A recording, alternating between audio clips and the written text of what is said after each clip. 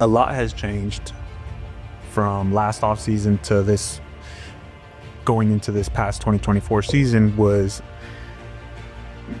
really, I just started trusting God more. Like, I stopped drinking. Well, y'all said it last year, where we're going to season.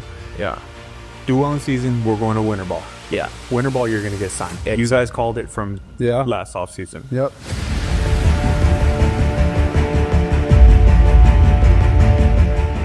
Welcome back to the AOP podcast. My name is Art Salazar. I'm the CEO of AOP.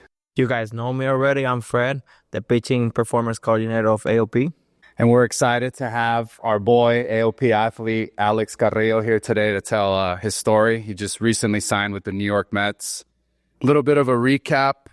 He joined AOP in 2021, throwing mid-80s, right? Yeah.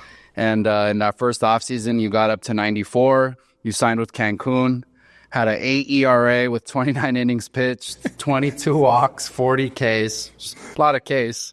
You went back to Cancun in 23, had 22 innings with 29 Ks, but 18 walks. Yikes. And then in 24, you ended up going to the Frontier League, put up a 3 ERA, 35 innings, 49 Ks. You got up to 100. Then you went to Venezuela, 16 innings, 21 Ks, up to 102? Yes, 102. And then in November, signed with the New York Mets and placed officially in AAA. Thanks for joining us today. No, I appreciate you guys for having me. How does it feel hearing that? It was a journey. It's just looking back. It feels like it was a long time, but it also feels like it went by fast. What's the process been like, though? It's been fun. Honestly, like it was a grind, yeah, but you also got to love the process to be able to get to where you want to be. Mm-hmm. That's all I got. You got nothing more than that? No. Come on, give us some more. I mean, so the process was fun. Yeah, what the about process was fun. Putting up an 8 ERA. That was fun. I try to forget about that. Okay, I try to think about that. I'm asking you. So when you're in Cancun, putting up an 8 ERA was fun? No, that Tell me about that. My 2 years in Cancun, my first year it was a struggle because I did struggle with command. Okay. Bad. I did have a lot of walks, but again, I try to forget about that because baseball, you got to have a short memory. But it's still a grind. It's more of a mental grind than it is a physical grind. My second year, I started off the season hot, started well, throwing strikes, throwing hard. It wasn't as hard as I am now, but I was throwing strikes. But when it came to the middle of the season, that's when I just went downhill and I let other stuff take over, like priority-wise, and not taking care of myself, not taking care of worrying about my career. Yeah. It was more just, I was just letting it, the life of baseball take over. Like, right after your draft, you pitch a little bit for the organization, and then you got released right after the next year, right? You're talking with the Rangers? Yeah, with the Rangers. Yeah. I signed as a free agent. So how did that happen? So I got signed, or the draft happened. The Rangers scout called me and was asked if I wanted to go play summer ball, collegiate summer ball. Yeah. So I went to the Northwoods with St. Cloud, and I was a starter there. Threw well, put up numbers. The Ranger scout that got me there ended up signing me, and then went to AZL and only threw about 8 innings there, but it was as a reliever. But it was really good. It was really good. That was when? 2019, and I got signed in August. So the next year was the 2020 season. 2020. Well, I got invited to Instructs, and I was there for a couple weeks too. Okay, so do you think you got released because the roster cut and all that, or it was something else? If you're like, what was the reason that Alex, with the talent that you had at that time, and just recently being signed and all that, and put up a really good number. They didn't actually score a run off on you. Yeah. With the Rangers. Why? Why did they let you go? From what I believe, or from honestly what they told me, was because of roster spots. The COVID. It was COVID. They didn't invest any money into me. I didn't. I literally signed just for the opportunity. I didn't sign for no money. I just wanted the opportunity. And that's really what it was. So I believe that's because of COVID. That's what they tell you. What was the reason you think they released you? Why you didn't done well, being autocritical at that moment? I believe I did put up numbers. I did do well, but I strongly believe it was because of COVID. I don't think it had anything to do with my talent. Because the guy that released me ended up calling me and was like, "Hey, you were on the bubble for high A or double A. I want you to keep playing." He told me he wanted me to keep playing, but I strongly think it was all right. Because Good. What happened after that? What happened in your mind? What happened in your life after that? Oof. COVID was a blur. 2020, that whole thing was a blur. But God made a lot of stuff happen where if it wasn't for COVID happening, I wouldn't have my wife. I wouldn't have my son. I actually met Dana right before I went to spring training. COVID happened. Ended up coming back. Went back to Alabama to be with her and all my friends there. Planned on taking the year off. Well, really, nobody knew what was going on, but I wanted to take the year off, get stronger, get better. Signed with Puebla in Mexico. Went to Puebla, and it was like a little tournament. Threw 2 innings, no hits, no runs, did well. After that, it was... season got canceled for Mexico. So then I ended up going to the New York Boulders. Went back to the Frontier League. Didn't do well there at all. Gained weight, topping maybe 90, 92, and then went home. Got released. Ended up coming home and told my wife, we need to do something. I can't do this on my own. Couldn't do it on my own, so we ended up packing everything up, moving to California. Was out here maybe a week, and then I came up on the AOP Instagram, messaged, and it was game over from there, and everything changed. Here we are. Here we are. You see, that was more interesting to see how, if you can describe on a couple sentences how your mind was through that period between 2020 and 2021 with everything that was going on in and off the field. How was your mind state at that moment? My mind state, it was up and down. Mentally, I thought I was done. I didn't think I was gonna end up where I'm at now, but God had a lot of work to work with me. I needed to go through a lot of stuff to get to where I'm at now. I needed maturity. I needed, what's that word? What's the word? Consistent? No. For working out, when I'm at home. What's that? Responsibilities. I needed to figure out who I was personally first, and then Go from Ethic. there. yeah. You did a little bit of ethic, work ethic. Yes. Accountability. That's the word. That's the word. I needed accountability and to be able to do it on my own. And yes, I had Art. When we met, and he was there with me, pushing me. He's been there with me from day one, really. And yeah, now we're here. All right, then this is gonna be a question for both of you guys, because I'm a new person into this circle.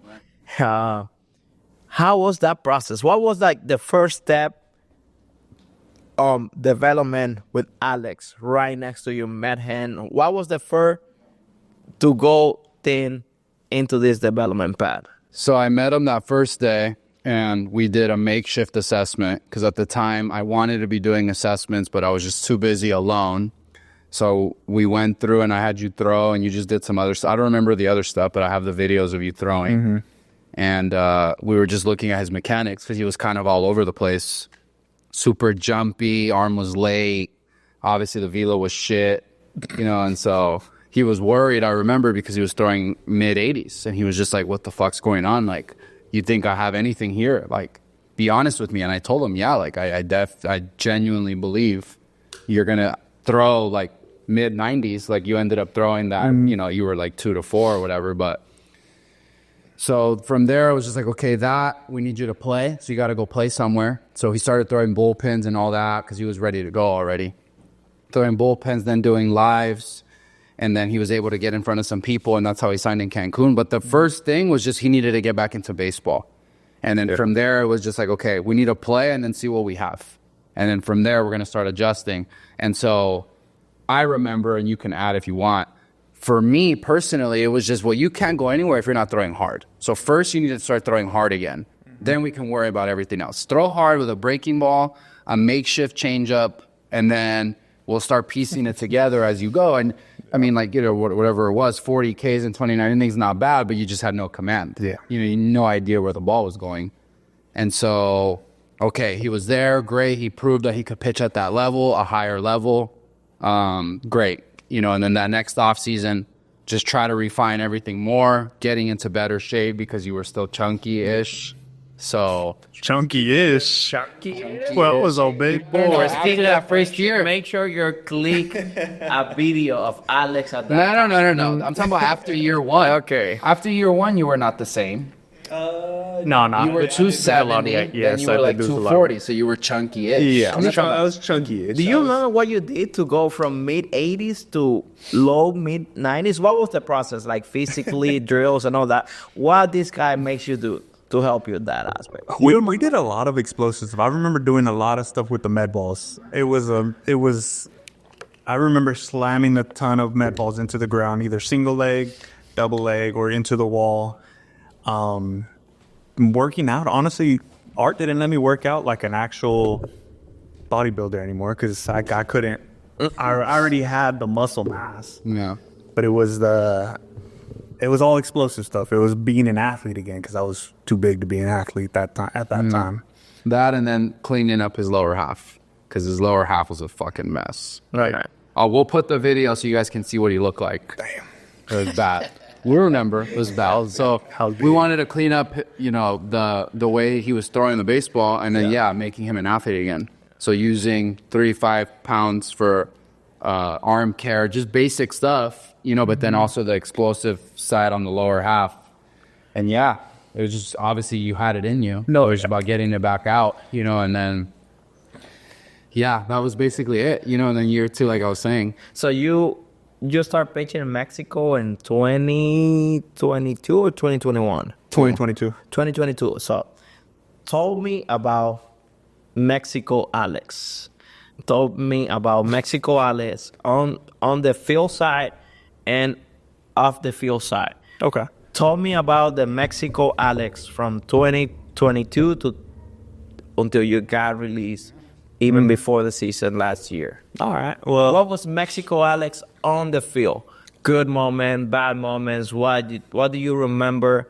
What's your experience? What was like the best part out of it, and what was the weaknesses behind all that experience on the field? Let's talk about on the field first. Okay. Well, on the field, the experience was amazing. Fans were wild. Fans were. It was fun. It was a Latin baseball. You guys know how Latin baseball is. It's amazing. It's fun. Fans are into the game. Personally, when I was doing good, I was all good. I had my chest up, head up, feeling good. But then when I had that one game or two games where I wasn't doing well, everything just kind of changed, and I'll start getting into my mental where I'm like, well, I got to figure this out. I remember sending art videos and being like, well, do you see this, or what do you think about this? Or I more got into my own head when it comes to that type of stuff when I'm not doing well. But when I am doing well, it's like I feel like at that time I got complacent. I got to where I'm like, oh, you know what? Like, I don't need to work out today, or oh, I don't need to really stretch. No, I don't need to do plyos. Let's just play catch and I'll be all right. And complacency was my biggest thing my 2 years in Mexico on the field. It was only that, or it was not like a little bit of not knowing how to handle the downs into that process? Because like, yeah, you know, or you learn about how to handle like that feeling of being complacent when everything's going up, when everything's going well. But at the same time, do you learn about how to not, I will not say how to not give a fuck, but how to actually understand that in the game, in life, in everything in general, it's going to be period that everything's going to be good, great, green. And there's a lot of times that you go through situation, you go into bad streaks and all that in bad moments. Yeah. And that, when I went through the bad streaks, it was tough. I let it get to me more than it should have. Like baseball, it's a game of failures. You're gonna fail, and it's gonna be tough, but it's how you come out of it. And I believe at that time I didn't know how to come out of it. I let it consume me. This past season, it was a different story to where I'd struggled, and it's like, okay, let's go back to the basics. But in Mexico, I didn't have basics. I didn't know what I was doing really. That's interesting, because like from the little talk that we have, once that I met you and all that, it was like this guy didn't handle the pinnacle of the mountain, and this guy didn't handle the downhill process, falling off the mountain. Yeah. So that is something that usually is really dangerous into athletes' process and career and all that. I remember this mentor that I have, Ivan Altiaga. He always teach me this quote that is not only the only person that say it, but it's really good when a person learn how to be never too high, never too low. And that was something great that I realized on you through the year, that you have these moments through the season, great moments, not so great moments and all that. And you were kind of the same guy. Even if we were struggling for a little bit, an hour or two, you were like asking questions, but at the same time, you was like, fuck it. Yeah. I'm going to keep doing what I've been doing to do my job, and I'm going to bounce back. Yeah. It's not a big deal. And I was like, yeah. And we call you see, I was seeing your face, and you were like, chill, everything. But at the same time, when you were doing the things very, very good, you didn't think like, blah, blah, blah. You was just living the moment all the time, which was beautiful. And that was my biggest thing. Was this season was my mental going into it is be where my feet are at. Trust that God has a plan. Trust that God is going to take care of it, but be where your feet are at. It doesn't matter what's going on around you. To build on that before we jump into 2024, like adding on to the last season in Mexico, 23. So that first half, you were the best arm in the league, right? Top three. I don't want to speak 100%, but you were top three in the league, I think, stats-wise. And then fucking downhill, fell off the mountain. I don't know what the hell happened. I can't remember exactly. You probably had a bad outing. You probably got hit. And then it just, boom, snowballed to whatever it was, 7 or 8 ERA. And it was just like, holy, we thought we had it figured out. I thought he had it figured out because he had put up a 2 ERA, I think, through the first half of the season. And so we were like, great. Literally, these walks, 18 of them, probably 14, 13 of them were in the second half of the year. Yeah. Sounds about right. For sure. So you're talking, I mean, he completely imploded in the second half. So there was a cliff. Where you talk about being able to handle the highs and the lows, being where your feet are, and all these things that it's like you needed to learn all of that, or else you wouldn't be ready for what was in front of you this year and then what's coming for you. And it's just like, it goes back to, geez, everything happens for a reason. It's like, everything it's incredible, and looking at now 2024, let's go into some more detail of 2024, like walk me through the year. I mean, it's just like, what a year. Holy shit. It was like, what are some things that stand out to you about this year, aside from obviously getting to sign and, now be a New York Met? Well, first getting released from Mexico was a blessing in disguise. Yes, it sucked for the start of it, but little did I know where going back to the frontier was going to be so good for me. Like, it was more a confidence builder and a small personal chip on my shoulder because of me getting released in 2021 in the frontier. But I wanted to be able to go in and be like, all right, yeah, I could pitch in this league. I'll be okay. A lot has changed from last offseason to this, going into this past 2024 season was really, I just started trusting God more. Like, I stopped drinking. I started trusting God. I put more into, again, being where my feet are at, putting family over baseball, and then putting more into my baseball life, where I started taking care of myself more, started doing everything more. But going into 2024 season, taking a huge pay cut to go back to the frontier, huge pay cut, and really knowing I was going to go into that, but trusting that God was going to give me something better. And that's really what it was to me, is that trusting that God is going to take me out of there. Okay, great. Let's talk about off the field shit. Let's jump back to off the field Alex Mexico era. Yep. And we're going to jump from that immediately into Alex off the field 2024. What was Alex off the field Mexico era from Mexico. 20, even before that? But let's just leave it into Mexico era. And then what was the change? What was like the different? What was everything that changed off the field in your life that was different from Mexico to the frontier to Venezuela to be the Alex that you are right now? Alex Mexico era. Alex Mexico. All right. Cancun. Everybody knows about Cancun. It's a party life. You don't realize how much is actually out there. And I'm not saying like I partied every night, but I did drink every night. Especially on the downhill spiral of my career, in that season, I started allowing alcohol.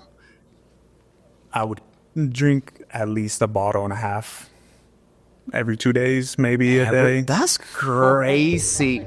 A bottle of what? Of what? Of whiskey. Oh! And my wife, she was there through it all. She remembers. I would call her and I'd be like, all right, I'm gonna go out, sit in the living room, sit with the guys. Check this guy's liver. Nah, I'm good now. But I would literally sit there and just drink, sitting on the couch. I would just mind my business, and I stopped caring about my body. I stopped when it comes to baseball. Literally, I didn't work out. I didn't worry about recovery. None of that. It was just, let me just feel good with this whiskey in me. You were having fun in the field with baseball, and you were having fun with a bunch of other stuff off the field. All right. We had a podcast talking about all this and how it actually impacts the path of a professional athlete career, especially at the elite level. Yeah. We literally have a podcast about this, and every time that we have the pleasure to have guys like you, like Cody Freeman, probably Victor in the future and all that, that is a question that I will always made to the guests, because I want our audience to realize how important the session of the field is to the impact of your career, of your consistency, of your recovery, of your mental health, of your energy, of everything. People don't actually realize how important it is. Yeah. And this is a topic that not many people actually talk about. People don't talk about this in the business, and they don't really advocate guys really, really deep into it. But what did it change? How you change the old Alex? What was the first thing that actually changed Alex off the field? First thing was going back to trusting God. First, that was my biggest thing is trusting that. But once I gave into that, it was, okay, let me cut back on alcohol. Let me give that up for a little while. That was in the off season. I stopped worrying about alcohol, stopped letting alcohol be the reason I'm happy. Does that make sense? That wasn't my biggest thing anymore. And then it came to, okay, let's enjoy working out again. But because before I met Art, it was like, oh, I enjoyed getting big, worrying about lifting heavy, because that was more of like let me get big again. But enjoying the process, that was it too. And then when I went into season, I started stretching more. Like I didn't really stretch that much, but then I would actually, because remember how last off season, I pulled my hammy. Yes. And you were like, you need to find an actual warm up routine before you throw. Split too. Yes. Yeah. And that was my biggest thing too, is like, I need to find a good stretching, good warm up, good recovery, good everything. And then that's what made me want to keep learning more about myself.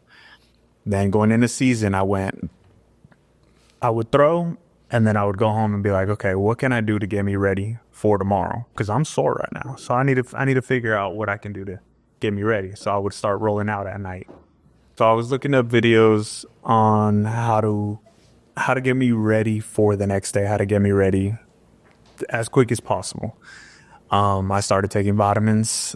I started creatine, collagen, and rolling out after I throw with the lacrosse ball or with the foam roller, stretching at night before I go to bed, trying to get blood flow so my body doesn't wake up and just stiff, to where I can just wake up and I'm like, okay, like my body's good. I'm ready to go.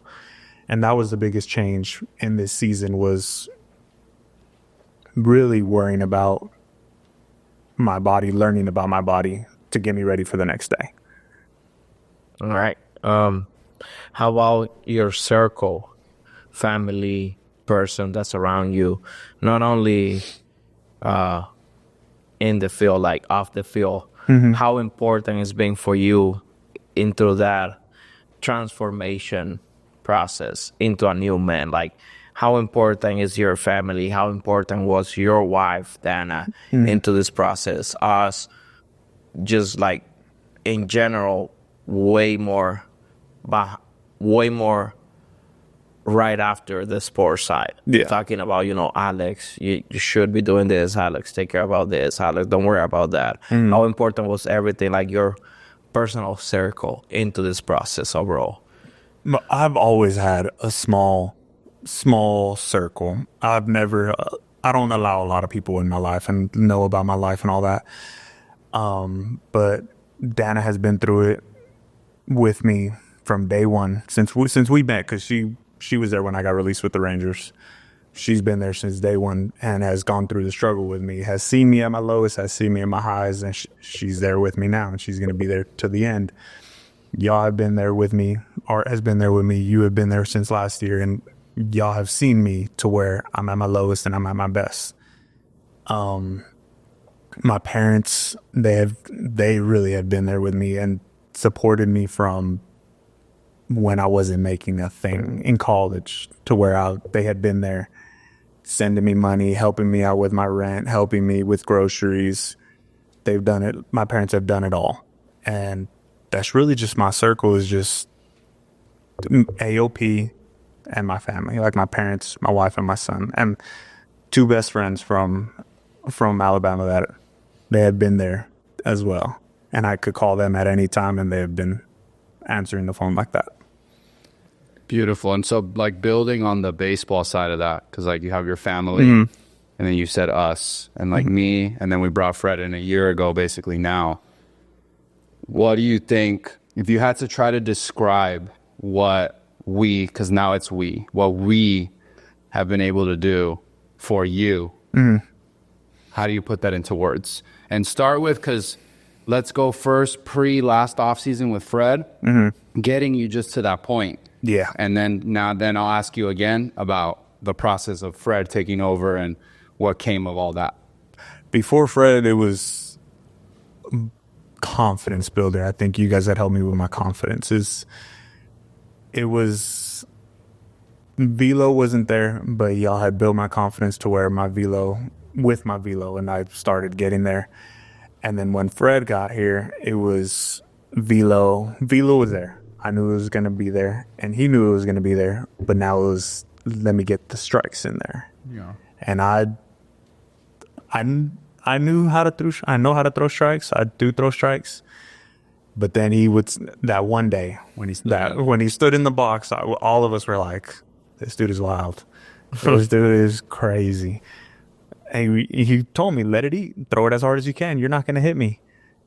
95, right there in the middle of the zone, right in the 9 pocket. And he was like, "Told you you're not going to hit me. You'll be all right." Sister. And then from there, it was crazy. It is history. But so, okay, talk to me though, like I'm a guy like you, you know? Let's say I'm 2022 type Alex, looking for someone to help me, for someone to come save me. Not to say that's what we did with you, but that guy's telling you, I need someone to help me. I need someone to save me. What are you going to tell him? Because obviously we're your people now. We have been. Yeah. What do you think makes what we provide different? Dang, that's a tough question, because there's a lot that goes into it. It's not just little things. It's literally the environment of what we have here. Like it's not just working out. It's not just, everybody here wants each other to get better. It's not just it's me. No, like Victor wants everybody to get better. From the high school kids, we all want each other to succeed and to be better and to throw harder. When there's one guy throwing a bullpen, we're all there just sitting there watching him, wanting him to throw harder, wanting him to be better. It's the environment of wanting to be better. That's workouts, confidence. Really, like, I have nothing else. I don't. So let's throw Fred in now. Okay, now Fred is here. It's not just me, and I have guru ego. Yeah, the guru. The guy's the best, right? What do you think about Fred? No, and it was crazy because before Fred, it was me and you got me to where my velo's where it needed to be, because you know what you're doing as well. But then when Fred got in here, he knew that there was something else that needed to click with me. We didn't know that. We didn't know what to do at all. But as soon as he got here, it was like, because I don't even know what we did. Like, I don't even remember. I'll be honest. Like, I don't even know what we did. It just, one day he showed up. I was here for maybe 2 weeks, and he was like, "Okay, yep, here you go. Now you're off the season. See you later." And it was boom, boom, boom, strikes. And then velo came, because it was like my routine of my smoother mechanics, and it just boom. Then velo came out of nowhere. I would say, like, I just remember that I just have 2 process with you. First of all, knowing you, well, I would say 3. First of all, knowing you off the field. Because I know once you got into a certain level, off the field shit matters a lot. Oh, yeah. And that was like one of our first conversation that we have. We talk about all that thing, and I was like, "Alex, you gotta change this. You gotta start taking care about this and that, blah, blah, blah, blah, blah. Because of this and that." Like, a men's conversation. Yeah. A men's conversation with no bias, with nothing but No the bullshit. truth. Nothing but the truth. That was the first thing. Then when I get to know the man, I will have all the chances to get to know the player. That's how I do it. Usually, I get to know the person to get to know the player, and how to approach the player from the person. And then I just remember seeing you throwing the plywoos, and I just told R, he's gonna throw 100. You didn't know when, but he knew it was gonna happen. He knew it was gonna happen because it's just experience first, and I know that mentality, psychology into everything that happens into a human being is key. It is key into performance on athletes, into moments, how you execute and all that, how your body move, react to environments depends on how your mind actually work and how your state of mind is on those moments. So I knew that you have a lot still in the tank, but you were holding that guy back because you were not feeling confident that you can just throw the shit right down the middle. Yes, that I remember. But yeah, it was just teach you how to throw it through the window. How do you feel your hand letting it go at the at the last moment, at the right moment? It's just like, okay, you see the strike zone, that's a window. Let's make sure that you throw the ball right through the window. And that's it. And that was that. After that, you throw like 5 strikes in a row, and I say, hey, he's ready.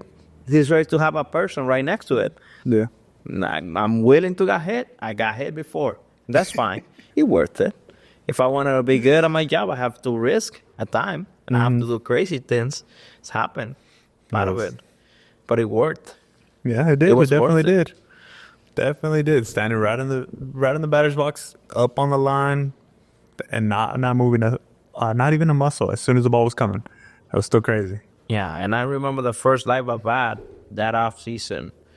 You were sitting 4 to 6.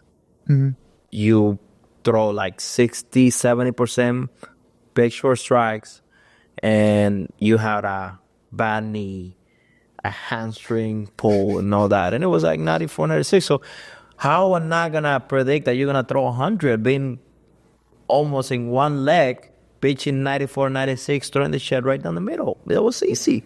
It was easy to predict. You dumb, man. You're dumb that you didn't see it coming. I'm talking to you, man. You're To me? Yeah, you're dumb that you didn't see it coming. So no, we were just talking about it yesterday. Okay, this guy pulled down 106 like 2 years ago or 3 years ago, whatever it was, 2 years ago, and then we were like thinking now, like, you know what, that was real because he didn't know where the ball was going, so he could never let it eat. But that day it was like, fuck it, I'm gonna go. And you were a bull always, strong as fuck. You know what I mean? And like, yeah, I gotta say. And the funny part was just taking the 7-pitch arsenal that you have, turn it into 3. Make it simple. What were you throwing it for? Because that is something that that's something that a lot of people do wrong. Like guys that struggle with command. I don't know why you guys throwing 5, 6 pitches. There's no reason behind it. Just make it easier. What were you throwing? I was throwing a fastball, the slurve, cutter. Remember, it was a cutter, but it was really a slider. Change up, and then I was throwing a 2-seam. I was trying to throw it. Come on, I didn't know where the ball was going and throwing 5 pitches. What is that? It's like, just make it simple. Throw something that goes hard into the middle, something that goes hard and move this way, and something that goes hard and move in the other way. And that's it. Yeah, that's true. You're right. That's true. That was what we did. Yeah. Right. Now it's 3 pitches. I can throw 2 for strikes at any time. The third one, we're still working on it. We're making The adjustments. third one, you throw for strike a lot. It's a good pitch, though. It is. It's nasty. It is nasty. Since you Better got than your changeup? Oh, way better than my changeup. Oh, I feel more confident with that new pitch than my changeup now. It's How are we gonna call it? comfortable. Is that a split change? Is that a Vulcan? I think it's a Vulcan. I think it's more of a Vulcan. Yeah, I think it's Yeah, more Trackman, practical. you need to add Vulcans into your pitch description on the system. Please do. Please do. So I mean, yeah, going back to like, you know, like, for example, we're talking right now about adding a pitch, like trusting, Yeah. you know, and like trusting us. So let's go back to the frontier. Okay. Waiting, you don't get signed, winter ball. We knew that it needed to be done. You didn't want to go to Venezuela. Originally, I didn't want to Let's go. walk us through that process, Fred, on why you thought he needed to go to Venezuela for the people that don't understand. And then on his part, trusting us when you told him, no, you have to go to Venezuela. Yeah. Yeah, it was like winter ball. There's two level on top and the rest. Which is what? Dominican and Venezuela. But I would say Venezuela is way better league than Dominican right now because of the umpires quality, because of the coaches quality, because of the player quality all around through the season. And in the Dominican, there's like still things that are not the best so far. So I didn't want you to go to Dominican. And I know there in Venezuela, there's a lot of into the society happening right now, and a lot of it's scary. But in reality, they will take care of the people that they have fun with. So if you're a professional player, you can go to Venezuela as long as you don't do a stupid decision, especially at nighttime. You're gonna be all right. Yeah.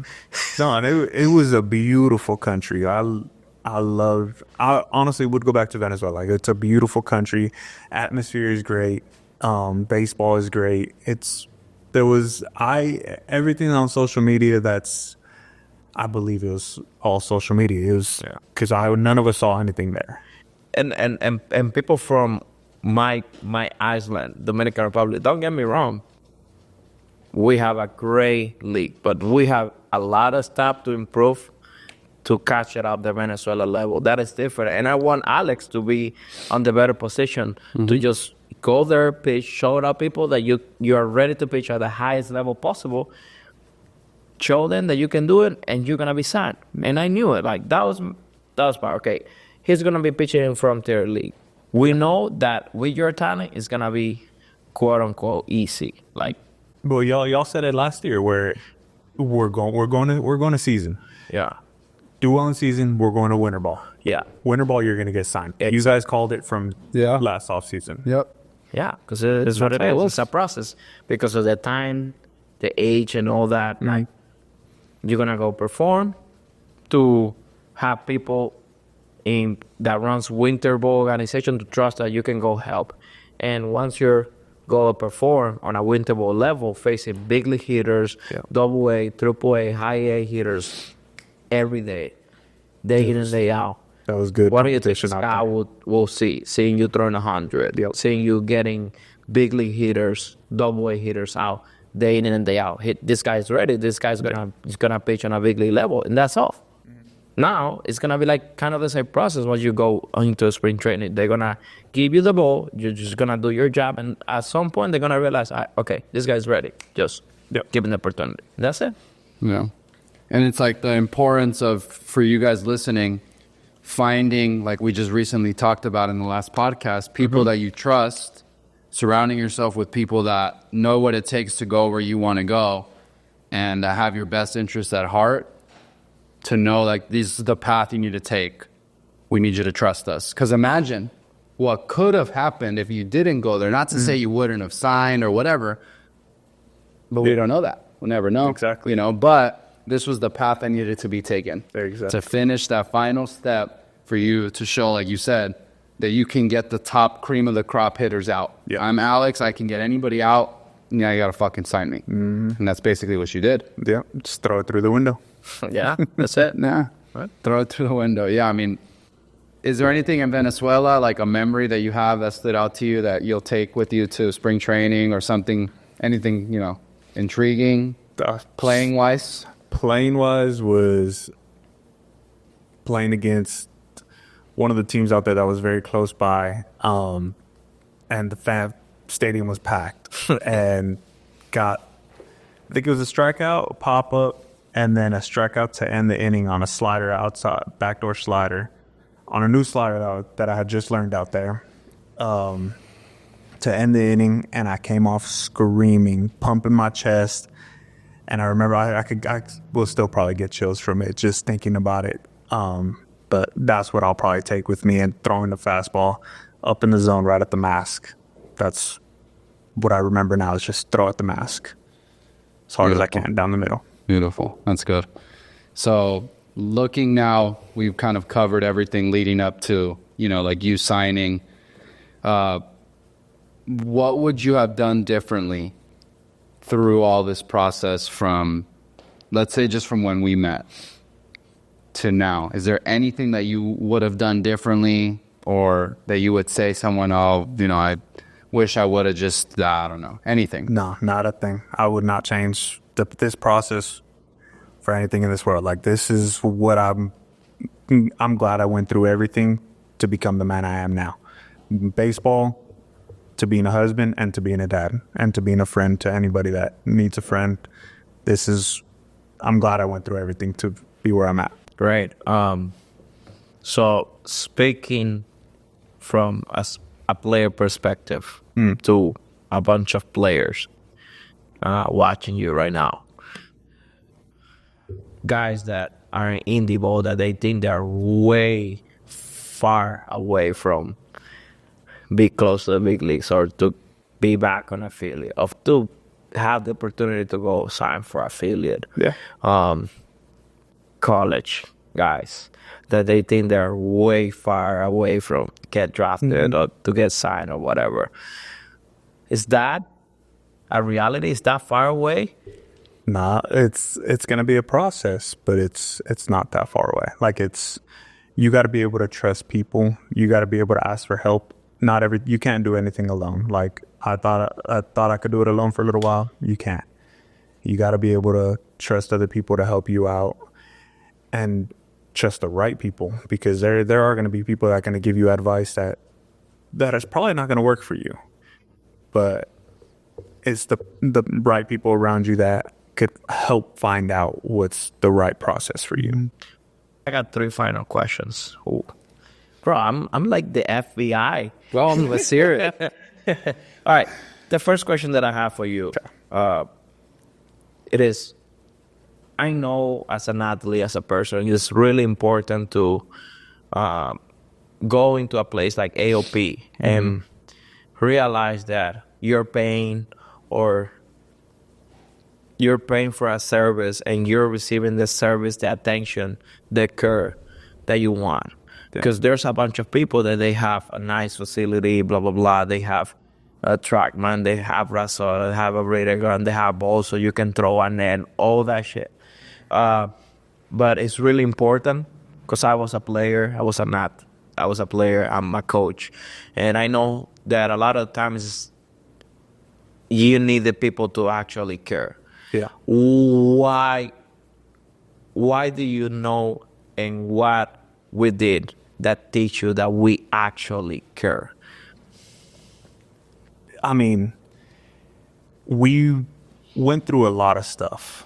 It's not just like, hey, just try this. It was like, okay, try this. Oh, that didn't work. Let's try this. Like, we had to go through a process to, like the pitch the other day, like trying to figure out the new pitch, my new changeup.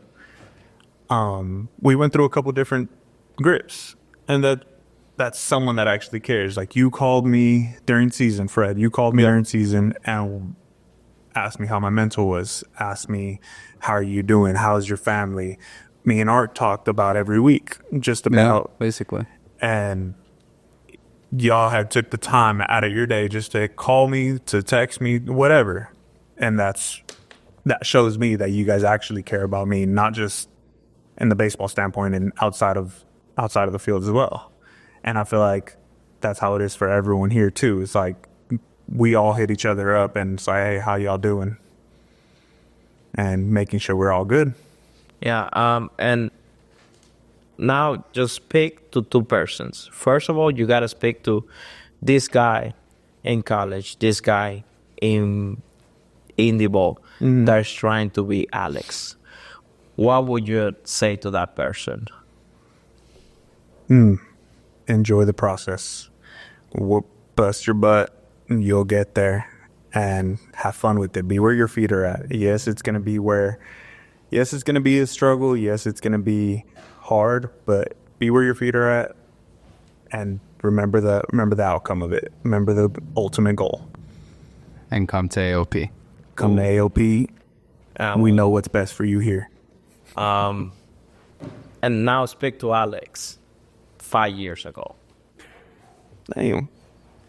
We're in 2025. That means that Alex was going through COVID right now. Yeah, going through Speak to COVID, Alex. eating everything. Yeah. The Alex that just got cut from the Rangers. Stop eating. Work out. No, going back to 2020, yeah, I ate everything. Have fun. Keep working. Just work out. Get actually a workout and don't be complacent.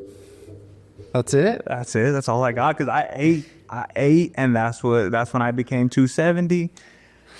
270. The sumo wrestler Alex, huh?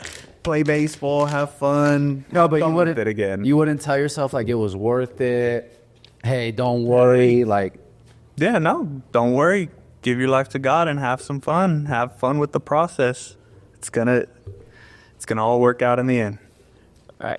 spoken like a guy that knew what was coming for him. Huh. Yeah. It was bound to happen. And again, to add on that, and this isn't coming from a place of arrogance, but being with Alex from the beginning, understanding what this whole process looks like from the outside looking in. I know that this looks like it's the impossible. I understand that. But this can be repeated. Not everybody's going to throw 103 out of their ass, but we know what it takes to put you in the best positions to at least have the opportunity to try. And that's why you need to come to AOP. But I think that's a good place to cut it. Alex, thank you for joining us, brother. Thank you, guys. Blessings to the season. We can't wait to watch you in the big leagues. I'll be at Citi Field. Can't wait to see you. And Lord willing. thank you for having the discussion with us. And thank you guys for listening. Give us a thumbs up and subscribe, and we'll talk to you guys soon. Thank you. And lock the fuck in.